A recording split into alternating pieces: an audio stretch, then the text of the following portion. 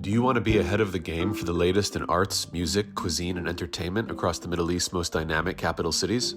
Al-Monitor is proud to launch our City Pulse newsletters, focused exclusively on local news, starting in Riyadh, Dubai, Istanbul, and Doha. Each week, our on-the-ground writers in these cities cover the latest cultural happenings and trends, so you have everything you need to know for the best local experiences. To subscribe for free, go to almonitor.com, that's al-monitor.com, and sign up on our newsletter page. Welcome back to the Al-Monitor Brief. I'm Adam Lucente. Today is Friday, May 1st, 2026. U.S. President Donald Trump said on Friday that Iraqi Prime Minister-designate Ali al-Zaidi won the nomination with American help, telling the Kurdish news outlet Rudaw, quote, "The United States is with him all the way." Zaidi spoke on the phone with Trump on Thursday, during which the president congratulated him and wished him well as he seeks to form a government, with Trump adding that said government should be, quote, "free from terrorism." Now, this marks a significant shift. Remember, Trump slammed the previous nominee, former Prime Minister Nouri al-Maliki, when he was first put forward in January, and threatened to cut off all support to Iraq. We now have a government in waiting that has tacit approval of the U.S., at least for now. So what happened? Maliki was nominated by the Coordination Framework, an alliance of Shiite parties that is the largest bloc in parliament. It includes Maliki, incumbent Prime Minister Mohammed Shia al-Sudani, leader of the Iran-backed Asa'ib Ahl al-Haq militia Qais al-Khazali, and others. Maliki was previously Prime Minister from 2006 to 2014. I've written a lot about him since the November elections. And basically, Maliki worked closely with the U.S. in the early years of his premiership at the height of the Iraq War, but later shifted to a more pro-Iran outlook, at least in the eyes of many in Washington. He resigned in 2014 after the Islamic State, ISIS, swept through the country, and he had been accused of marginalizing Iraq's Sunni minority before that. Trump came out strongly against Maliki, but the politician originally vowed to stay on as nominee. Iraq then entered into a period of political stagnation as the post-election parliament failed to agree on a president. The U.S.-Israel-Iran war began in late February, further complicating matters as Iran-backed militias in Iraq entered the conflict, targeting American forces in Iraq and themselves being targeted by U.S. strikes. Parliament finally agreed on a president in mid-April, but by then, fractures had emerged within the coordination framework on whether to stick with Maliki as their nominee. Zaidi was ultimately put forward earlier this week, and President Nizar Ahmedi then tapped him to form a government.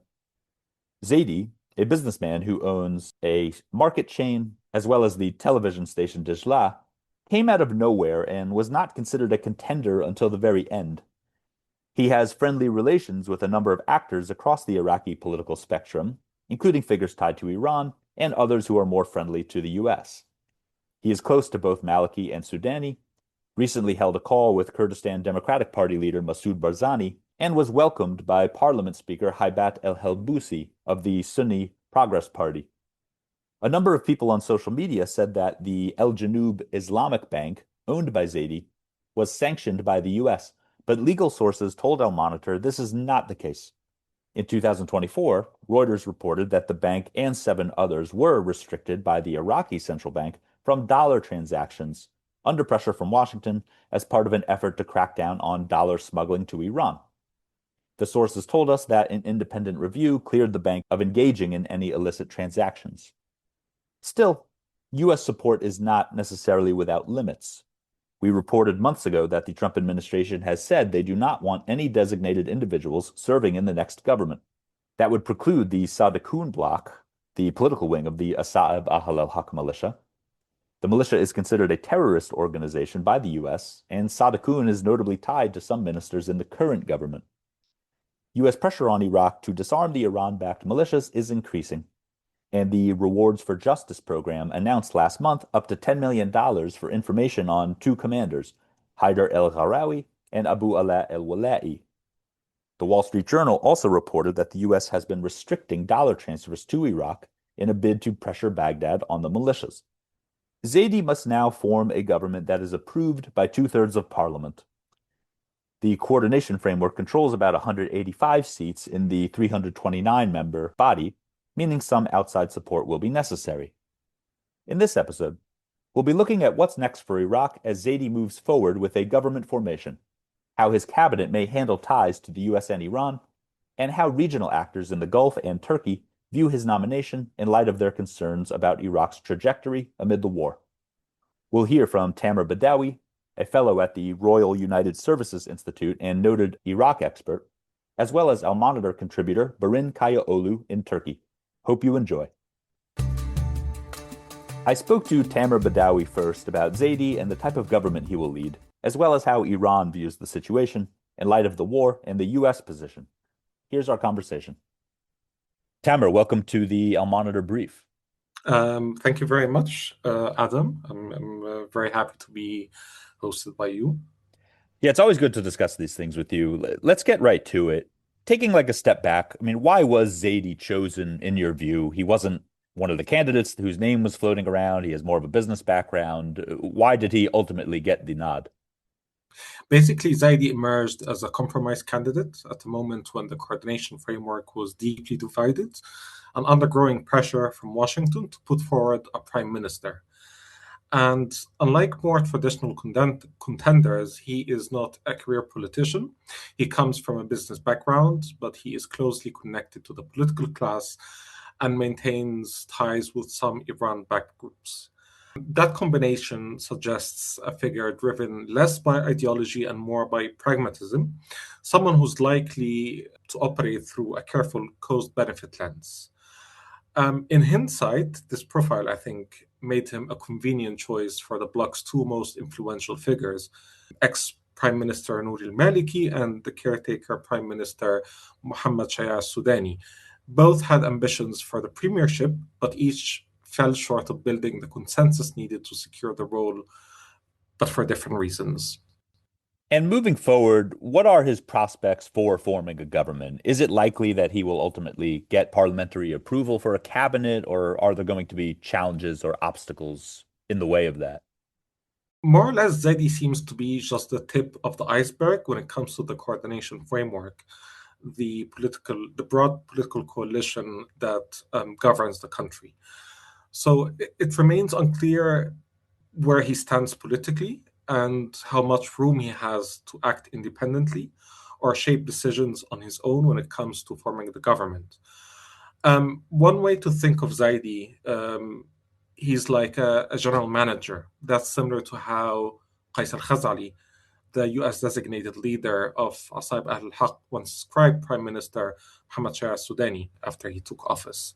At the same time, the coordination framework appears eager to form a cabinet quickly, mainly to prevent the economy from slipping further into instability. And this urgency helps explain some of the proposals currently being discussed. For example, there are ideas to split the foreign policy portfolio, creating both a foreign minister and a separate minister of state for foreign affairs position.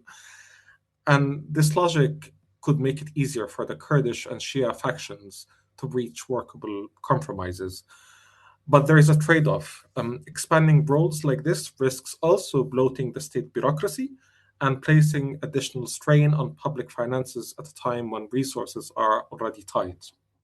And Tamer, much of this episode is focusing on how the US, I spoke a bit about that, but also how the region views the nomination. So the big question I have, and I wanted to ask you specifically, how do you think Iran views Zaidi as the potential next prime minister? Well, it's hard to see Ali Zaidi's nomination as running against Iranian interests. First, Tehran's top priority has been to keep the coordination framework cohesive. And in that sense, rallying around Zaidi is already a win. That said, when it comes to preferences, Iran would likely have been more comfortable with a seasoned political figure it knows well. What is more surprising is the lack of an immediate public endorsement from Iranian officials, or even an early invitation for Zaidi to visit Tehran. The reasons aren't entirely clear, but a few plausible explanations may stand out. And one of them is that Iran might be trying to avoid provoking Donald Trump into opposing Zaidi outright. More broadly, Iran has a strong interest in seeing a functional government in Baghdad, not least because Iraq's economy remains an important lifeline for Tehran. If Zaidi does take office, a visit to Tehran would likely happen at some point during his tenure. Still, this doesn't mean Iran is without concerns. There might be unease about the possibility of Zaidi drifting closer to Washington, but Iraq's political system, more or less, it has its own internal checks and balances, and those constraints make it difficult for any prime minister to unilaterally shift the country's strategic direction. And on that note, given the constraints within the Iraqi system, like you mentioned, what do you think a Zaidi government's priorities would be? Rescuing Iraq's oil-dependent economy will almost certainly be Zaidi's first priority. And in that context, one key issue to watch is whether he moves forward with the Basra Aqaba oil pipeline, a project that would link Iraq's exports to Jordan. And it's something Washington is likely to follow closely, especially given its interest in keeping oil flows stable and insulated from regional disruptions. A second priority may be addressing the role of Iran-backed militias, at least to signal a degree of alignment with US expectations. But intent and capacity are two different things. Even if Zaidi is willing to take steps in that direction, the reality is that disarming or restructuring those groups would be an extraordinarily difficult task with significant political and security risks. Tamer, thank you so much for joining us, and we hope to have you back on soon to discuss all these developments in Iraq. Thank you very much, Adam, and thank you for having me. Don't go anywhere. We'll be back with more after this short break. Today's transformation of the Middle East is at the center of global geopolitics. Whether you're an analyst, diplomat, executive, or academic, you need the best reporting and analysis to understand what's really happening on the ground and what it means for the world. Al-Monitor is the award-winning independent leader in Middle East news.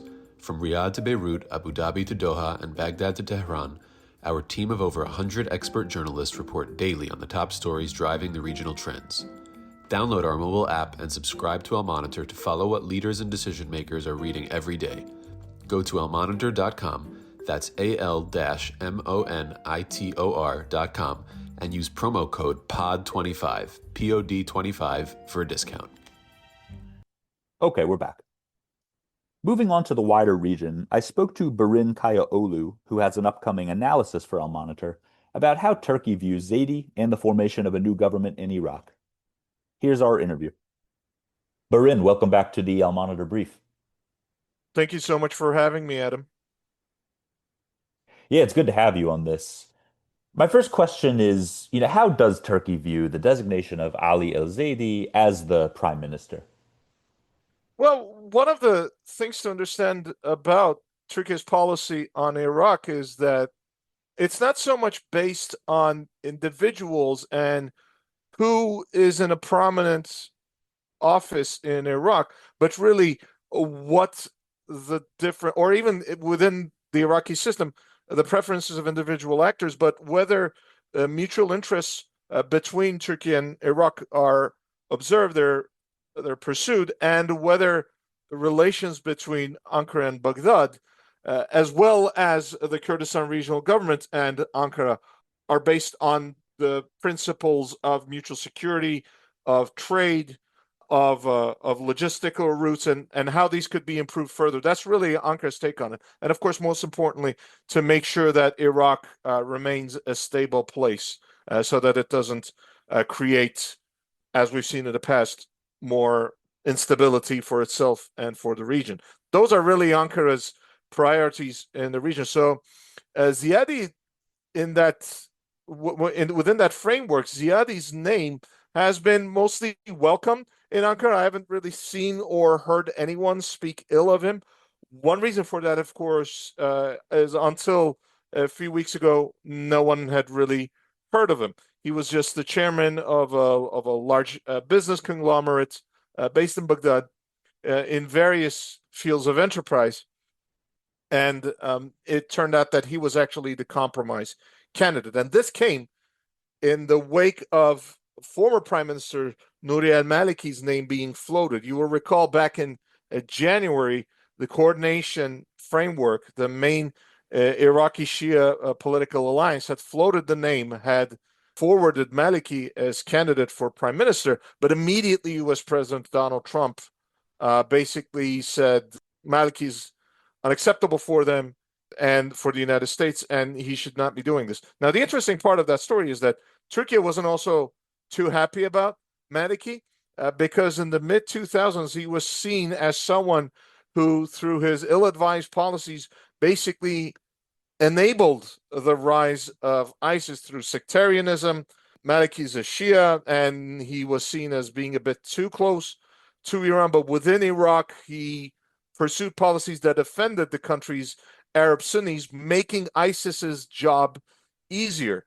But even then, now coming back to the present, Ankara was philosophical about the possibility that Maliki might come back, and it was very clear that Ankara was going to find a way to work with him. One of the advantages of Turkish-Iraqi relations is that Prime Minister Mohammed Shia al-Sudani has really changed the tenor of the conversation from the development road to the outlawing of the PKK to the agreement on the protocol on sharing the waters of the Tigris and Euphrates. Ankara and Baghdad are now at a place where they can really talk some of their pressing points, some of the sticky issues in their relationships with a lot of openness. And I think Zaidi, coming from a business background, is going to fit very nicely into this, and that he's going to be very positive in terms of Turkish-Iraqi trade, which has been experiencing some up and down in recent months. Yeah, that's a good point on Sudani. I think a few countries in the region kind of look at it that way, that it's shifted to a more pragmatic approach. And that's a good transition to the next question, which is, with Zaidi moving forward, Sudani will be leaving office. What are Turkey's main priorities with the next government, and do they have any concerns regarding the government formation? I don't think there's that much concern in Ankara about Zaidi's ability to form a government. My sense is that the coordination framework has already counted the seats who's in a position to vote for this, and Zaidi was really the compromise candidate par excellence, that they know that he's going to come through. The big question is how many other parties they're going to bring on board, since the 2005 constitution was ratified and Iraq built a rather unwieldy parliamentary system. One of the things that whoever gets elected as prime minister is that person's preference to bring in as many people from other parties. So what we've essentially seen has been the formation of what we might call national unity governments, and to pick and choose ministries, not so much based on the competence of the person who's going to run that ministry, but which political factions within Iraq are going to be satisfied so that they don't make trouble for the government later on. And I think some elements of that is going to work here. But as I mentioned, Zaidi is a businessman, so there's a chance that he is going to pick more technocratic and meritocratic names who are going to know the ins and outs of their dossiers. I mean, one of the reasons why what we expect to be the outgoing Prime Minister Sudani was that he's a technocrat by himself, an agricultural engineer, specifically focusing on water issues. Same with the previous Iraqi president. So Ankara was able to find itself in a position where not only the technical committees discussing the water issue knew what they were doing, but so were the top decision makers. And there's a sense here in Ankara that on the issues of trade, collective security, border security, trade routes, logistical routes, Zaidi is going to be essentially good for business. That being said, there's also a concern among the Turkish business sector, especially those who do business with Iraq, with exporters, because one of the important things to keep in mind is that Turkey exports about $13 plus or minus $1 billion worth of goods and services to Iraq, but imports at about $2 billion worth of goods from Iraq, most of them related to hydrocarbons. So there's a huge trade deficit, a trade surplus to Ankar's advantage, to Turkey's advantage. But that's been going down in recent months because Iraq transitioned to a new customs data management system, which has increased trade tariffs. So now Turkish exporters, as well as their Iraqi partners on the other side of the border, are finding it harder to transit their goods into Iraqi markets because things have gotten harder on that front. So one of the things I expect there to be a conversation about, beside collective security, border security, the water issue, is this, on how to find a way to bolster Turkish-Iraqi trade further. Because just last year, the plan was to take it from plus or minus total bilateral trade from plus or minus $15 billion to $30 billion, but on a more equal footing. So even with $30 billion, Turkey was probably going to have some surplus, but not so much at Iraq's disadvantage. So there was a sense that trade should also be a bit more balanced. But now there's every chance that in the last 6 to 8 months, not only has Turkish exports to Iraq have stalled, they may have even gone down a bit. And this is something I address in my article, in my upcoming article. Barin, thank you so much for all that, and we look forward to the analysis and more of your reporting on these issues. Always a pleasure. Thank you so much, Adam. Okay, so we've discussed the US, Turkey, and Iran. Let's conclude by discussing the Gulf position on the new Iraqi government, or government in making. Zaidi has held calls in recent days with United Arab Emirates President Mohammed bin Zayed, Kuwaiti Prime Minister al-Sabah, Qatari Foreign Minister Athani, as well as Syrian President Ashara. With Syria, security cooperation has been increasing under Shara, despite concerns in Iraq about his past life as an al-Qaeda fighter in Iraq.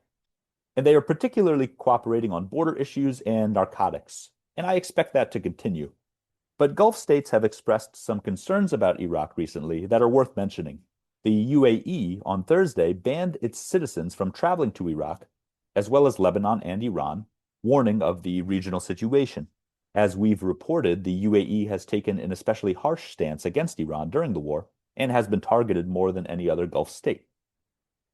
In April, the Emirates, as well as Saudi Arabia and Bahrain, summoned the Iraqi ambassadors in their countries to protest attacks by Iran-backed militias in Iraq on Gulf states.